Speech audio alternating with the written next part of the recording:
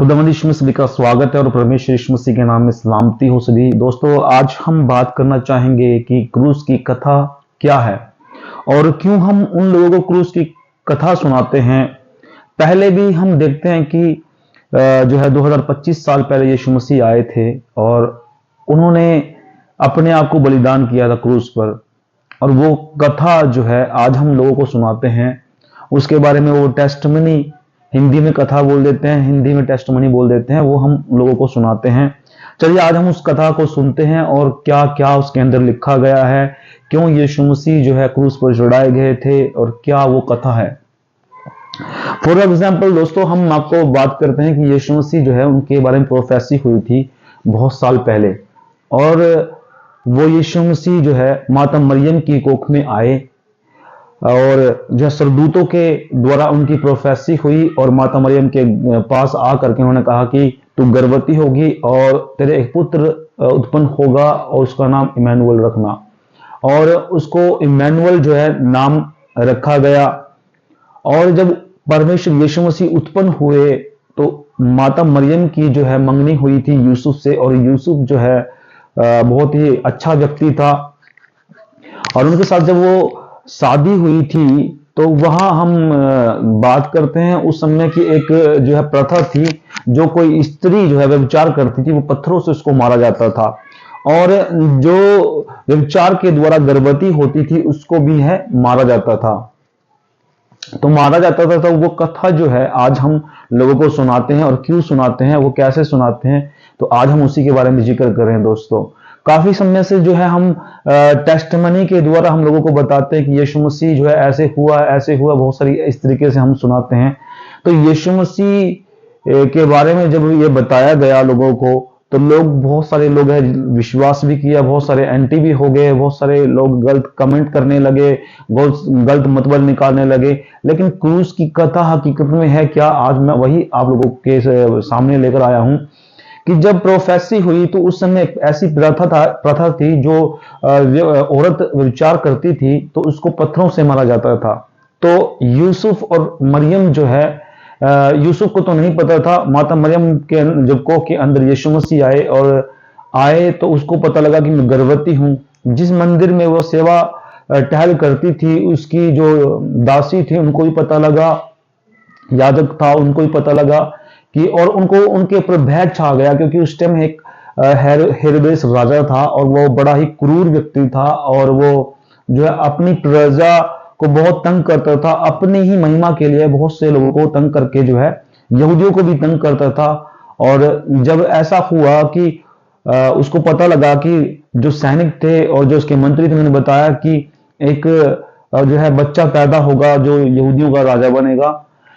लगभग हम देखते हैं कि राजा के बारे में बात हुई थी, वो बात है उसको खटक गई और उसने कहा कि जितने भी बच्चे हैं उसको मार डाला जाए। और फिर क्या हुआ कि जब यूसुफ को पता चला कि मरियम जो है गर्भवती है, और वो बड़ा ही शोकित हुआ और दुखी हुआ, और तब उसके पास गया और उससे पूछा कि ऐसे क्या ये सही है। उसने कहा कि हाँ ये बात सही है। और उसके बाद धीरे धीरे पूरे जो है उनके नगर में बात चल पड़ी और पता लगा कि मरियम गर्भवती है, और जो यहूदी लोग थे उसके पीछे पड़ गए कि उसको पत्थर से मारा जाए। लेकिन जो है परमेश्वर के सरदूत ने उनको गाइड किया, परमेश्वर ने उनको गाइड किया और वहां से वो निकल गए। तो बेतलेहम में गए।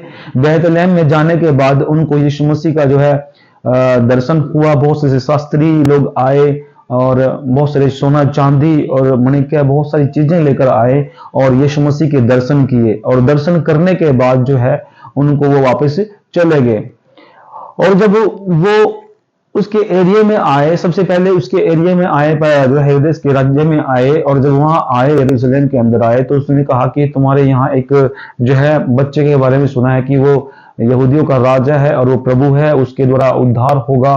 तो जो है राजा हेरोदेस चिढ़ गया और चिढ़ने के बाद उसको ढूंढने के लिए कहा। और उसके बाद ऐसा हुआ कि जब मरियम को ढूंढने की कोशिश की, माता मरियम को ढूंढने की कोशिश की, तो वहां से वो निकल गए। और निकलने के बाद हम देखते हैं कि शास्त्री फरीसी लोग जो है वो बेतलेहम के अंदर एक जो है घोड़ों का अस्तबल था, उसमें वहां गए और वहां उनके दर्शन पा करके वो जो है दूसरे रास्ते से चले गए, क्योंकि स्वर्गदूतों ने उनसे बात की, परमेश्वर के स्वर्गदूतों ने बात की कि वहां मत जाना, क्योंकि हेरोदेस चिढ़ा हुआ है, वो कुछ ना कुछ ऐसा काम कार्य कर देगा कि जो तुम्हें कष्ट ना हो, तो वो दूसरी तरफ को चल दिए। उसके बाद वो ढूंढते ढूंढते वो बेतलहम के अंदर आए, और बेतलहम जो है वहां नहीं मिले। फिर उसके बाद वो है अस्तबल में गए। अस्तबल में जाने के बाद फिर क्या हुआ, फिर वो मिस्र को चले गए। और मिस्र में जाने के बाद क्या हुआ कि जब थोड़ा बड़ा हुआ, यीशु मसीह थोड़े बड़े हुए, और वहां उसके बाद परवरिश हुई, वहां भी बहुत कुछ उनको झेलना पड़ा। फिर वापस वो उसके अंदर आए, नासरत नगर के अंदर।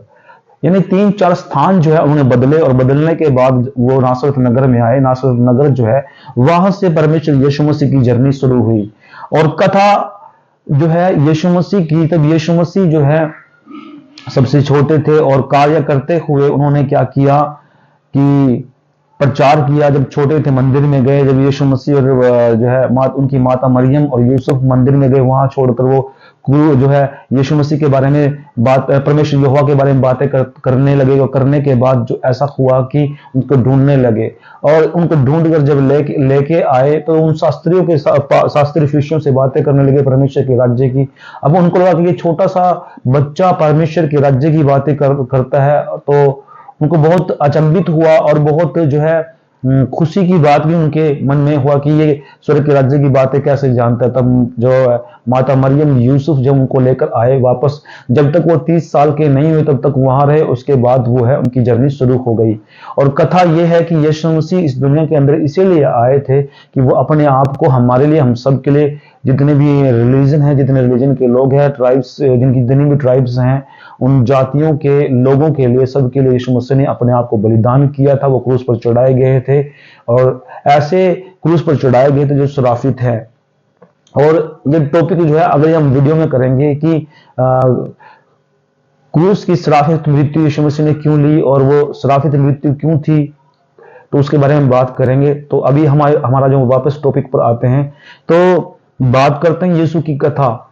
तो तब क्या हुआ कि यीशु मसीह ने प्रचार करना शुरू किया, और धीरे धीरे उन्होंने प्रचार करना शुरू किया। तो उनके 12 चेले हो गए। 12 चेले के बाद उन्होंने हर एक को अलग अलग तरीके से, अलग अलग जो है जगह से उनको इकट्ठा किया, और उनको स्वर्ग के राज्य की बातें बताई, और उनको क्या किया, उनको ट्रेन करके उनको फील्ड में जो है भेज दिया, और अलग अलग तरीके से उन्होंने प्रचार किया। बाइबल के अंदर 4 पुस्तकें हैं, मत्ती, मरकुस, लूका, यूहन्ना। इन 4 पुस्तकों को हम जब देखते हैं, इनके अंदर अलग अलग सुसमाचार सुनाए गए। बहुत सारे ऐसे चेले थे जो जिनको अलग अलग प्रकार से मृत्यु, लगभग अलग अलग तरीके की मृत्यु मिली सुसमाचार सुनाते हुए। और ये परमेश्वर की कथा उनके 12 चेलों ने भी सुनाई।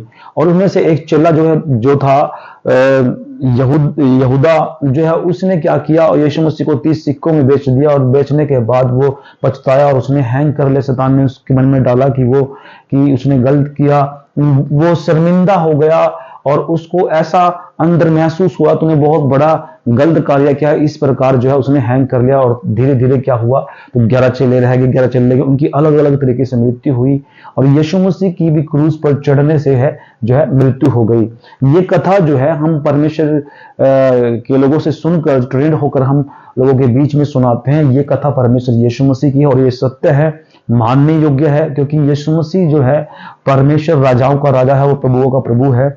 और पूरी बाइबल मत्ती के अंदर हम देखते हैं कि किस प्रकार यीशु मसीह का जन्म होता है, किस प्रकार वो जो है उसके पीछे लग जाते हैं हेरोदेस राजा, उसकी सेना लग जाती है, हेरोदेस भी मर जाता है, उसके जो मंत्री भी मर जाते हैं। तो परमेश्वर का राज्य आता है, फिर उसकी बातें शुरू होती है, फिर उसके क्रूस पर चढ़ाया जाता है। फिर एक समय आता है उसके चेले बनाए जाते हैं, फिर उसके समय एक समय ऐसा आता है कि उसके चेले भी मर जाते हैं। फिर आगे से आगे जो है बहुत सारा प्रचार होता है, और बहुत सारी कंट्रियों के अंदर भी प्रचार होता है। और उसके चेले भी जो है उस पर कई चेले ऐसे हैं जिनको डाउट होता है। अगर हम थोमा की बात करते हैं, उंगली डालकर देखता है कि यीशु मसीह, सच में यीशु मसीह जिंदा हो गए। तो चलिए हम एक आयत से बात करते हैं, मेरे साथ निकालेंगे मत्ती उसका 27 अध्याय।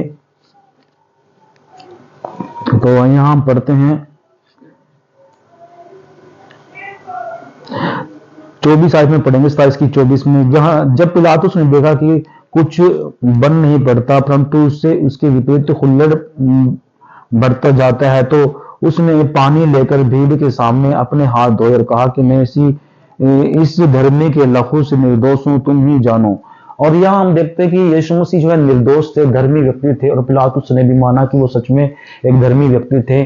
और उन्होंने कहा कि मैं इसके लहू में भागी होना नहीं चाहता, और उसने उनको शास्त्रियों और फरीसियों के हाथ में छोड़ दिया कि तुम इन्हें दंड दो जैसा तुम्हें देना है। तो दोस्तों यहाँ हम देखते हैं कि जो क्रूस पर चढ़ाना उसको क्यों जरूरी था और क्यों उसको चढ़ा गया। तो सबसे पहली बात कि यीशु मसीह अगर क्रूस पर ना चढ़ते तो आज हम मसीह ना होते, आज हम प्रभु पर विश्वास ना करते, आज हम उद्धार छुटकारा मुक्ति ना पाते, आज हम वीडियो ना बनाते, आज हम सुसमाचार ना सुनाते। तो लगभग ये सब कुछ देन जो है परमेश्वर की कथा की है, ये सब कुछ जो देन है वो प्रभु की है, ये सब कुछ देन जो है यीशु मसीह की है, ये सब कुछ देन परमेश्वर यहोवा की है, सब कुछ देन पवित्र आत्मा जी की है। लगभग हम ये कथा इसलिए सुनाते हैं क्योंकि लोग विश्वास करें कि उद्धार छुटकारा मुक्ति जीवन यीशु मसीह के द्वारा है, और आप लोग भी विश्वास करें। मैं ज्यादा लंबी वीडियो ना बनाते हुए आप लोगों को बताना चाहता हूं कि परमेश्वर जो है धर्मी थे। आज हम देखते हैं बहुत सारे लोग कहते हैं कि मुझे बहुत ज्यादा आता है, मुझे बाइबल पढ़नी नहीं आती है, मैंने बाइबल को पढ़ लिया है और मैं धर्मी व्यक्ति हूं। ऐसा कुछ नहीं है। धर्मी केवल एक थे, वो जो है यीशु मसीह थे। आज हम पापियों को ढूंढने जाते हैं। पहले यीशु मसीह ने कहा कि पापियों को ढूंढो, उनके पाप को खत्म करो और उनको बचाओ। तो आज इसी प्रकार हम भी पापियों को ढूंढते हैं और उनको मसीह का सुसमाचार सुनाते हैं ताकि उनके जीवन के अंदर से पाप निकले और वो परमेश्वर के जो है बेटे और बेटियां कहलाए। ये परमेश्वर की कथा थी। इस कथा से आप सबको आशीष मिले, बरकत मिले, और इस वीडियो को शेयर करना, चैनल को सब्सक्राइब